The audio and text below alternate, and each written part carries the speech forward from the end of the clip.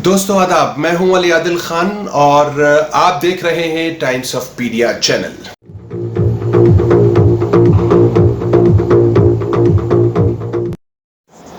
इस दौर में कोई न ज़बां खोल रहा है, तुझको ही क्या पड़ी है कि सच बोल रहा है। साधु की चटाई को कोई खौफ न खतरा, हर पांव सिंहासन का मगर डोल रहा है।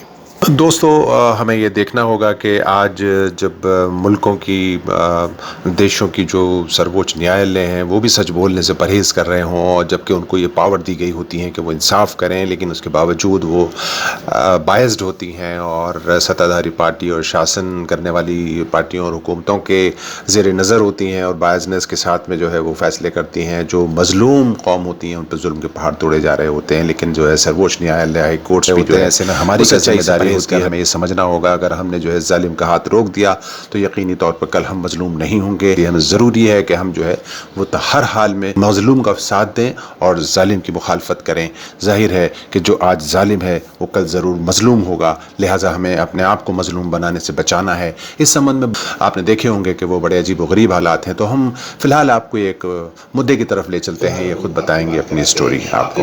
फिलहाल हम आपकी बात कराते हैं। आपका क्या शुभ नाम है? राम सनेही दिवाकर। राम सनेही दिवाकर जी हैं। राम सनेही दिवाकर जी, आपके साथ पूरा मामला क्या आया, आप कुछ बताइए स्टोरी। मैं साहब, मेरा ग्राम समाज की ज़मीन थी, पुराने समय से, करीब 50-60 साल पुराने हैं, बाबा के समय से बना हुआ मकान था और गांव वालों ने एक बार तोड़ दिया था, तो उसे दोबारा से बनाने के लिए मैंने कोर्ट में केस डाल दिया, जो आज मामला सिविल कोर्ट में पेंडिंग है। लेकिन जो हमारे विरोधी लोग थे उनको 90 दिन का टाइम होता है, तो 90 दिन तक उन्होंने कोई भी WS फाइल नहीं कर पाए। लिहाजा मामला यहाँ तक पहुँचा कि वो क्या कहना चाहिए उसको, एक्स पार्टी हो गए। एक्स पार्टी होने के बाद फिर उनका लड़ने का कोई औचित्य नहीं बनता है। अब जब औचित्य नहीं बनता तो 27 जुलाई 2020 को मेरे परिवार के ऊपर हमला किया गया, जिसमें मेरे पूरे परिवार को बुरी तरह से जख्मी किया गया और मेरी टांग तोड़ दी, मेरा ये हाथ तोड़ दिया गया था जी।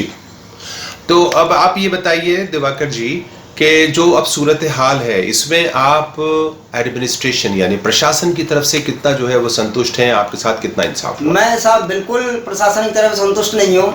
इससे जो मेरे ऊपर हमला हुआ, मेरे परिवार के ऊपर जो हमला हुआ, और हम 3 भाई हैं, घर में थे, तो मेरा एक भाई सुप्रीम कोर्ट में वकालत करता है, रामनरेश दिवाकर।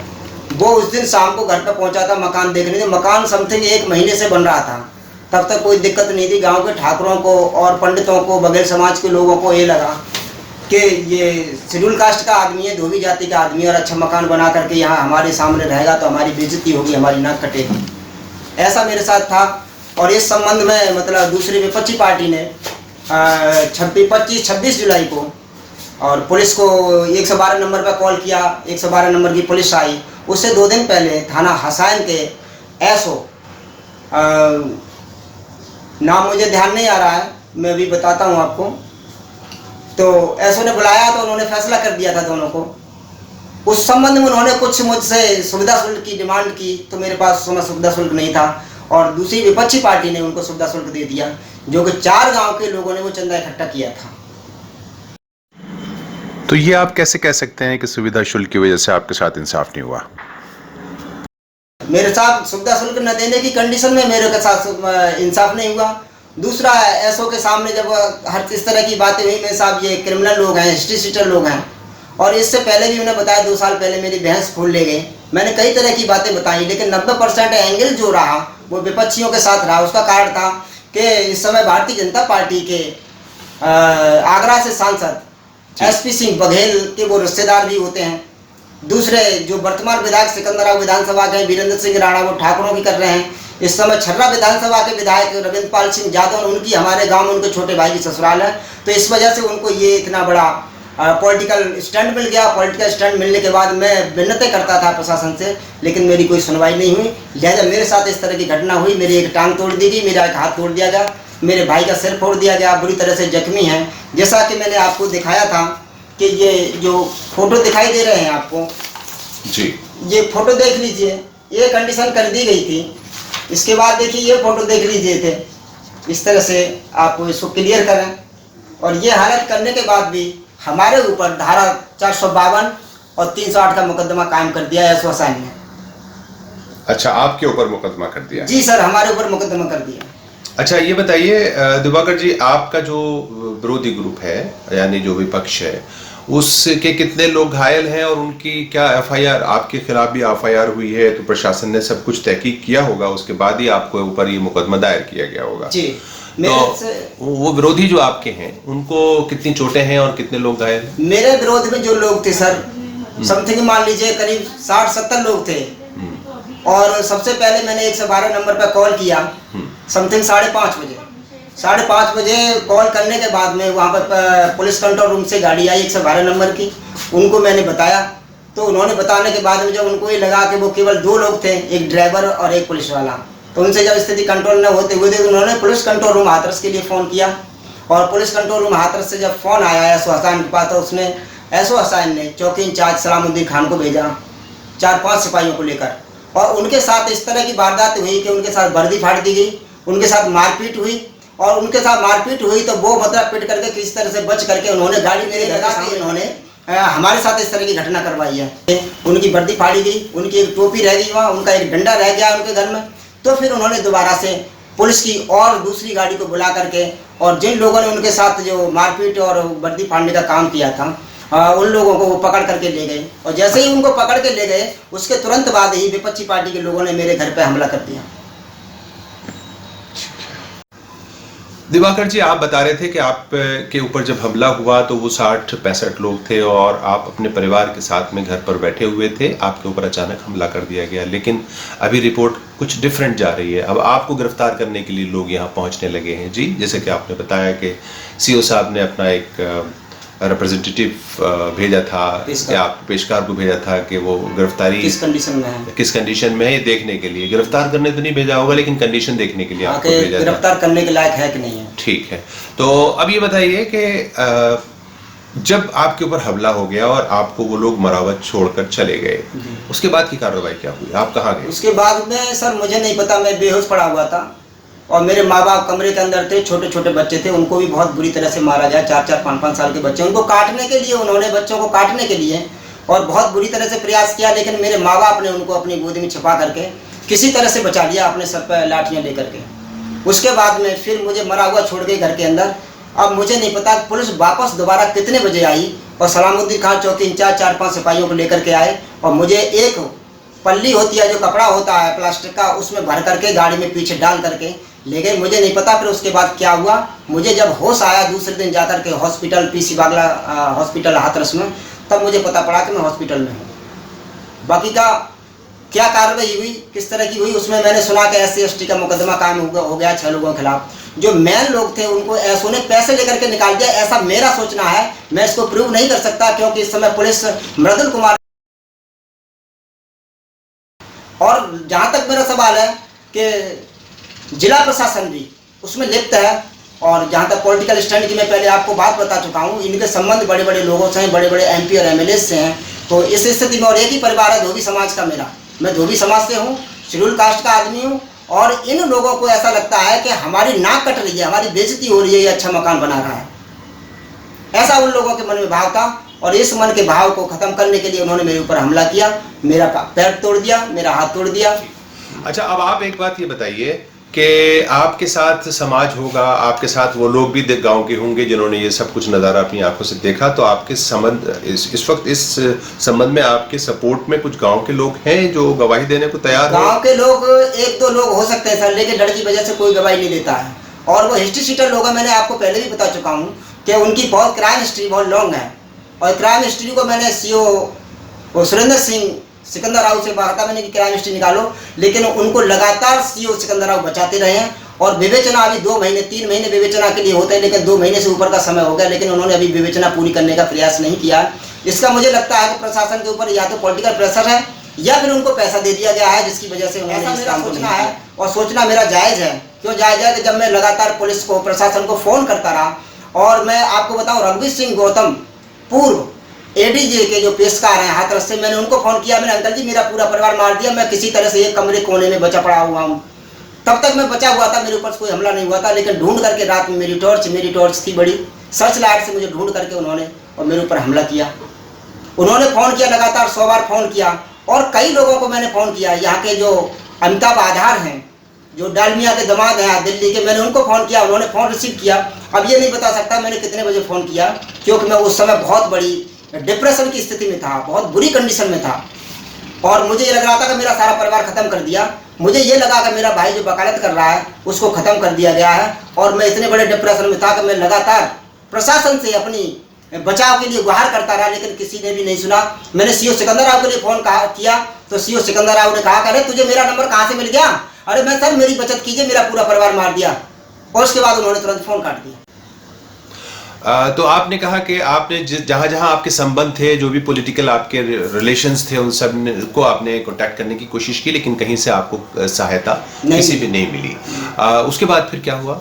उसके बाद सर ये मैं पहले ही बता चुका हूँ, मुझे टाइम का पता नहीं कि कितने भाई मेरे ऊपर इतने लाठी डंडों से प्रहार किए। मैं बेहोश था, पुलिस उसके बाद उठा लेगी। और एसपी को मैं फिर बता रहा हूँ, एसपी सी और एसओ को और चौकी इंचार्ज को और गंभीर सिंह जो सिपाही था उसको मैंने लगातार फ़ोन किए, जिसकी मैं सीडीआर निकलवाने के लिए प्रयास कर रहा हूँ। मैं यहाँ पे इंजर्ड पोजीशन में हूँ, वैसे ब्रूटल पोजीशन मेरी बनी हुई है और मैं कहीं नहीं जा सकता हूँ, तो इसलिए मैं उसकी सीडीआर निकलवा नहीं पा रहा हूँ। मैं प्रयास कर रहा हूँ कि सीडीआर निकलवा के मालूम किया जाए और उसको कोर्ट में कहीं किसी तरह से अगर मदद मिले।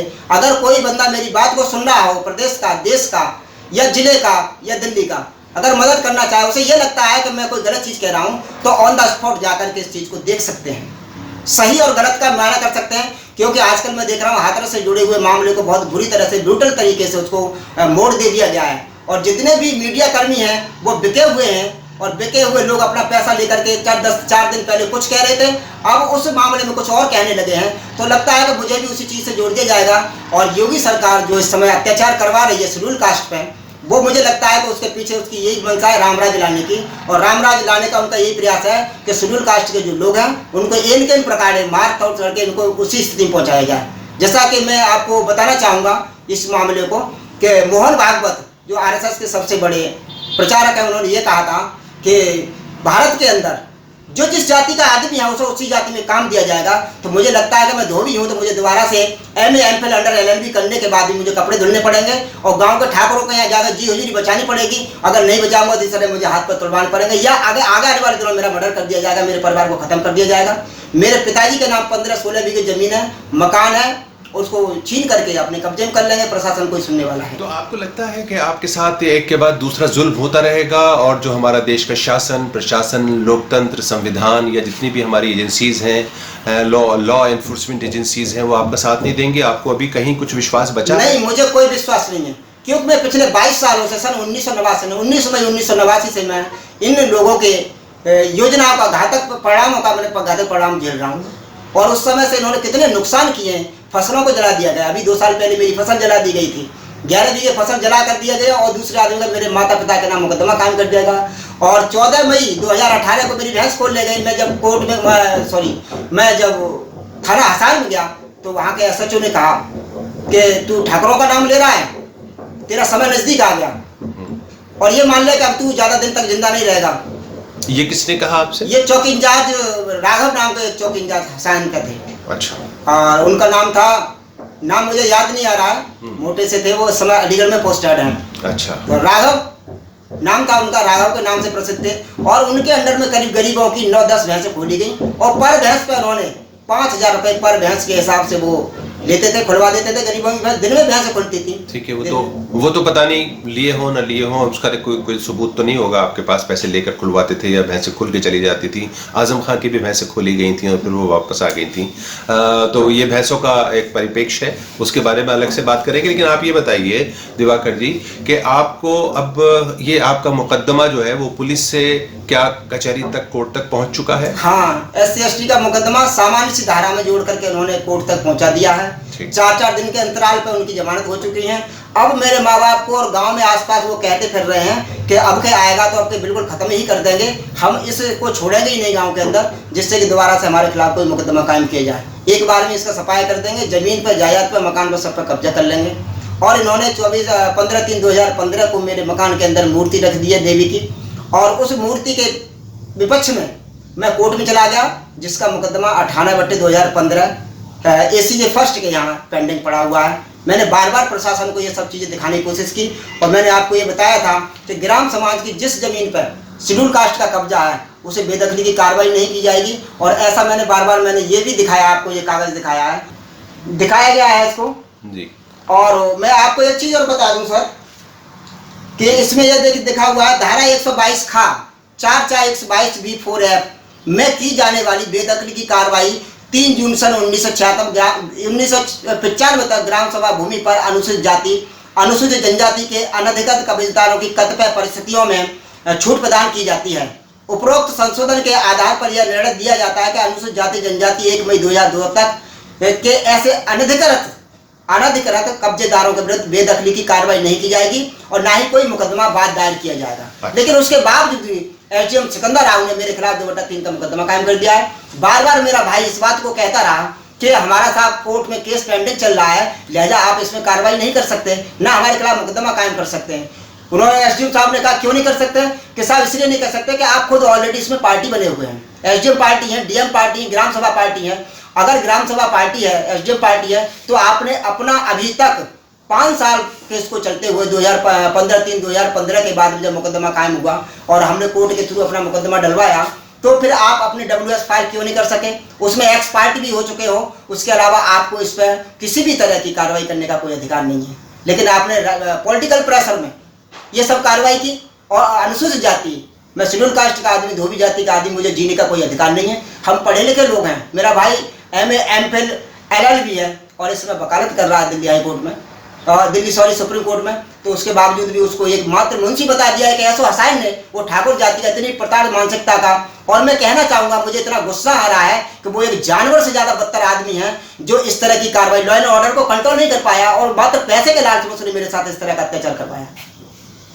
तो अब आप आगे की कार्रवाई, आपको अब उम्मीद कहां से बची है? अब मुझे सर प्रशासन से देख लिया, आप प्रशासन को मेरा जहां तक है, मैं सुप्रीम कोर्ट में रिट दायर करूंगा और डीएम, एसडीएम, ग्राम सभा और सीओ, एसओ प्लस चौकी इंचार्ज, इनको मैं पार्टी बना करके कोर्ट में घसीट के लाऊंगा। अच्छा, ये तो आप बता रहे हैं प्रशासन और शासन के लोग हैं, लेकिन जो आपके ऊपर हमलावर हैं वो कहाँ जाएंगे? उनको आप हमलावर के तो ये सीओ ने जब उस पर कोई पार्टी नहीं बनाया, ना उन्होंने कोई मुकदमा कायम किया है, उनको तो लगातार बचाने का काम कर रहे हैं। आप तो प्रशासन के लोगों को बना रहे हैं ना पार्टी, नहीं, लेकिन आपके ऊपर हमला करने वाले लोग तो और है कुछ। हाँ, तो ये बनाने वाले लोग हैं तो उनको सपोर्ट भी प्रशासन का मिला हुआ है ना। अच्छा, तो जब प्रशासन के ऊपर इस तरह की कार्रवाई की जाएगी तो प्रशासन अपने आप ऑलरेडी फिर उनके खिलाफ कार्रवाई करने के लिए। दिवाकर जी, आपने अपनी पूरी स्टोरी में जो है वो 2-3 चीजें बताई। खास एक तो बताया कि आपने जिस जगह पे जिस जमीन के ऊपर मकान आप बनाने जा रहे थे वो मकान ग्राम पंचायत की थी, आपका ये कसूर था कि यही कसूर था कि आप ग्राम पंचायत की उस उफ्तादा जमीन के ऊपर जो बेकार पड़ी हुई थी, भूमिहीन होने के नाते, या इसके अलावा कुछ और भी कारण आपको नजर आता है आपके ऊपर इस बड़े जुल्म और अत्याचार का? इसके ऊपर सर केवल मैं तो एक ही बात कहूंगा कि जातिगत आधार पर केवल ये सब नजर आ रहा है। वो ठाकुर हैं, उनको लगता है कि इस तरह से अच्छे मकान बना के रहे तो हमारी बेइज्जती होगी। ये मैं पहले भी आपको बता चुका हूँ।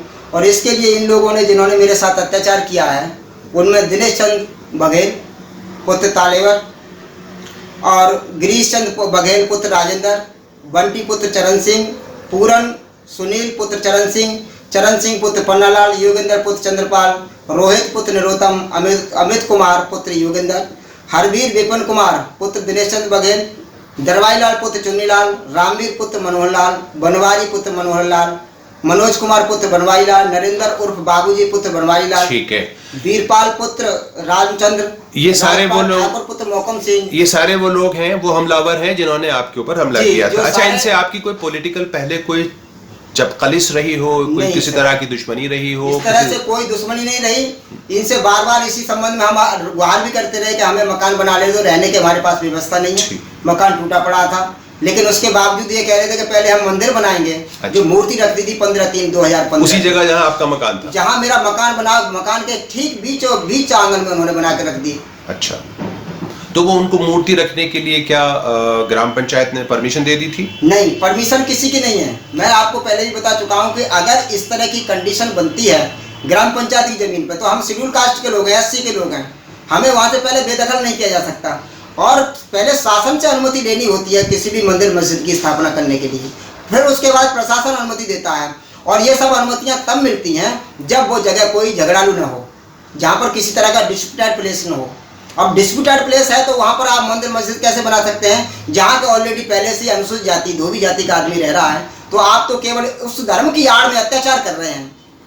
ठाकुर, पंडित, बघेल केवल ये चाहते हैं कि यहाँ से गांव से लोगों को भगा दिया जाए और भगा करके हम इनकी जमीन पर कब्जा कर लें, इसके मकान पर कब्जा कर लें। देखिए दिवाकर जी, बात जहाँ तक जुल्म की है तो जुल्म तो जो है वो हायर कास्ट पर भी होता है, माइनॉरिटीज़ पर भी होता है और लोगों पे भी होता है। जिसका जहाँ दाव लग जाता है वहाँ जुल्म हो जाता है। कहीं मेजोरिटी में माइनॉरिटी होती है, कहीं माइनॉरिटी में मेजोरिटी हो जाती है, ऐसा होता है। तो आपके ऊपर जुल्म हुआ है, सीधे सीधे आप ये बताइए आपके ऊपर जुल्म हुआ है, इसकी बुनियादी क्या वजह है, ताकि ये बात समझी जा सके कि जुल्म की ये वजहें होती हैं। ऐसी कोई बात? सीधी सीधी बात मुझे ये लग रही है कि मैं सीओ साहब से 2-3 बार संपर्क कर चुका हूं फोन पर। उन्होंने अपने पेशकार साहब को भी भेजा था। मैंने फोन पर भी कहा था, मैं साहब आप पॉलिटिकल प्रेशर में हैं, राजनीतिक स्तर पर इस काम को मान लीजिए, मैं शेड्यूल कास्ट का मजलूम आदमी हूं, मेरे ऊपर अत्याचार लगातार हो रहा है और आज से नहीं पिछले कई वर्षों से अत्याचार लगातार हो रहा है, लेकिन मेरी कोई सुनवाई नहीं हो रही है। मैं लगातार उनसे कह रहा था, मैंने इनके नाम उसमें ऐड करिए जिसमें धारा 307 और इस तरह की धारा है जो जान से मारने की पूरी तरह से प्रक्रिया उन्होंने तैयार कर ली थी। और ये मैं इसलिए बता रहा हूँ, आपको ये लग रहा हो कि मैं किसी पॉलिटिकल ग्रुप से रिलेटेड हूँ, ऐसा कुछ नहीं। मेरा भाई ऑलरेडी एक वकील है और उसने इस तरह की एप्लीकेशन बना करके रखी है और इस वजह से मैं आपको ये सब चीजें बता रहा हूँ।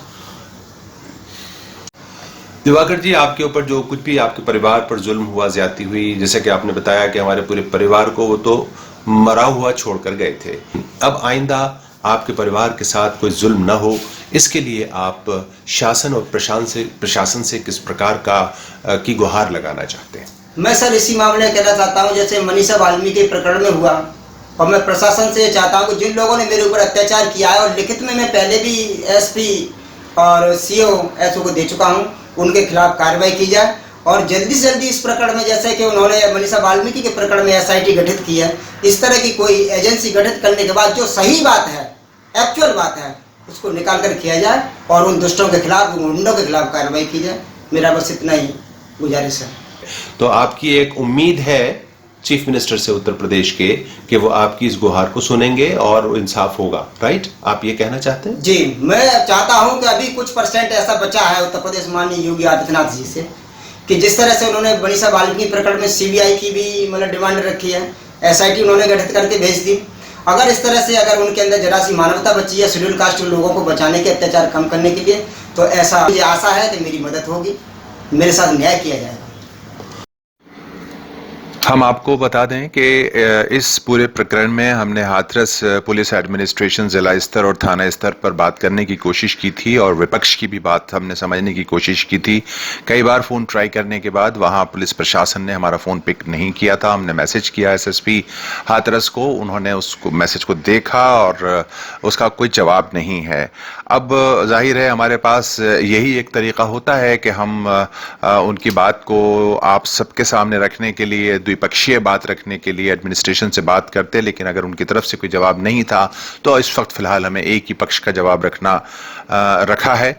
आइंदा अगर उनका कोई हमारे पास फ़ोन आता है या वहाँ से किसी तरह की कोई सूचना मिलती है तो हम अपने दर्शकों के सामने उस सूचना को भी रखेंगे और पुलिस और एडमिनिस्ट्रेशन के पक्ष को भी आपके सामने रखने की कोशिश करेंगे। दोस्तों, यहाँ एक बात बताना बेहद ज़रूरी है और वो ये कि जैसे समाचार हमें मिलते रहे हैं, चूँकि हमारा भ्रमण उत्तर प्रदेश, मध्य प्रदेश के उस दौर में भी रहा कि जब वहाँ पर जो है वो बीजेपी की सरकारें नहीं थीं और दूसरी सरकारें थीं, तो उस वक्त में जिसकी सरकार थी उसके समाज के लोगों की जो है वो चौपालें थानों में सजा करती हैं, ऐसा कहा जाता था, और वहाँ हुक्के उन्हीं के चला करते हैं। और आज जिसकी सरकार है उसका हुक्का चल रहा है। ये बात तो खुद हमारे चीफ मिनिस्टर्स भी कई बार कह चुके हैं कि जिसकी हुकूमत होती है उसका डंका बजता है और वो जैसे चाहता है कानून और नियम बना लेता है। तो जब इससे पहले सरकारें, चाहे वो दलित समाज के वर्ग के नेताओं की रही हों या फिर ठाकुर समाज या जो भी समाज रहा हो या जिस पार्टी का भी रहा हो, तो ये पार्टियों के आने के साथ जो है वो वहाँ का एडमिनिस्ट्रेशन और पुलिस जो है वो अमल करने लगता है। चूँकि पुलिस ऑफिसर्स की ये शिकायत हमेशा रही है कि उनका जो है राजनीतिकरण होता है, लेकिन सवाल ये पैदा होता है कि पुलिस एडमिनिस्ट्रेशन जिस संविधान की शपथ लेकर अपने पद को संभालता है तो वहाँ पर पॉलिटिकल प्रेशर कोई अहमियत नहीं रखता है, बल्कि वहाँ पर अहमियत होती है संविधान की, वहाँ अहमियत होती है इंसानियत की और इंसाफ की। तो अगर अब जैसे यहाँ विनीत जायसवाल जैसे ऑफिसर्स जो है हाथरस पहुंचे हैं, हालांकि ये पहले भी यूपी में ही थे, यानी गोरखपुर में थे, थे और गोरखपुर से अब वापस यहाँ आए हैं। तो ये आशा यहाँ की जा रही है कि ये चूंकि नौजवान ऑफिसर हैं और हाथरस में घटनाएं बहुत ज़्यादा तेज़ी से बढ़ रही हैं उत्तर प्रदेश के इस इलाके में, अलीगढ़, हाथरस, मथुरा वगैरह का जो इलाका है, इसमें जो है कुछ ऐसी घटनाएं हैं जिसमें जो है वो जातिवादी घटनाएं हुई हैं और धार्मिक घटनाएं भी होने के चांसेस बने रहे हैं। तो ऐसे में विनीत जायसवाल जी से आशाएं उम्मीद की जा रही हैं, चूंकि नौजवान ऑफिसर हैं और नौजवान ऑफिसर्स पर ज़रा पॉलिटिकल इन्फ्लुएंस का ज़्यादा असर नहीं होता है और वो ज़्यादा पुलिस सियासी लोगों की दबाव को मानते नहीं हैं। और जाहिर है कि हम ये आशा भी करते हैं पुलिस ऑफिसर से और ख़ासतौर से हम अपने डिस्ट्रिक्ट एडमिनिस्ट्रेटिव ऑफिसर्स से कि वो जो है वो देश के अंदर और अपने ज़िलों के अंदर जो है वो लॉ एंड ऑर्डर को कंट्रोल करेंगे, समाज में अमन शांति लाने के लिए कर्मठता से काम करेंगे। हमारी पूरी दुआएं और सहयोग उनके साथ है। जर्नलिस्ट हम आशा करते हैं कि विनीत जायसवाल एसपी हाथरस वहाँ के पूरे लॉ एंड ऑर्डर को कंट्रोल करेंगे और जो भी वहाँ पर मजलूम है उनका पूरा ख्याल रखा जाएगा, उनको इंसाफ मिलेगा। हम ऐसी आशा के साथ आपसे विदा लेते हैं और उम्मीद करते हैं कि आपको हमारा ये वीडियो पसंद आया होगा। अगर आया है तो लाइक, सब्सक्राइब और शेयर भी कर दें, मेहरबानी होगी। Thank you very much.